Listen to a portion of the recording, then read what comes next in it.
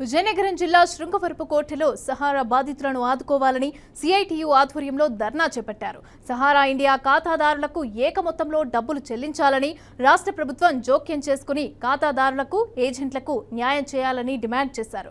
స్థానిక దేవీబొమ్మ కూడలిలో మానవహారం నిర్వహించారు. ఇక అనంతరం బాధితులకు న్యాయం జరిగే వరకు సిఐటియు నాయకులు అండగా ఉంటామని తెలిపారు.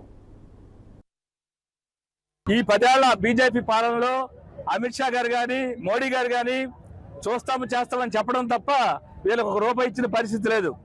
ఇవాళ పార్లమెంటు సాక్షిగా కేంద్ర మంత్రి నిర్మలా సీతారామన్ గారు మేము డబ్బులు ఇవ్వడానికి సిద్ధంగా ఉన్నాం, ఖాతాదారులు ఎవరు రావట్లేదని చెప్పేసి పచ్చి అబద్ధాలు పార్లమెంట్ సాక్షిగా చెప్పడం అనేది చాలా అన్యాయం, దుర్మార్గం.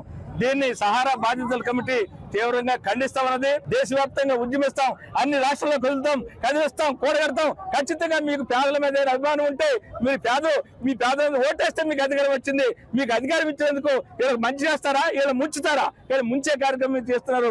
మంచి చేసేది మీ దగ్గర కనబడలేదు.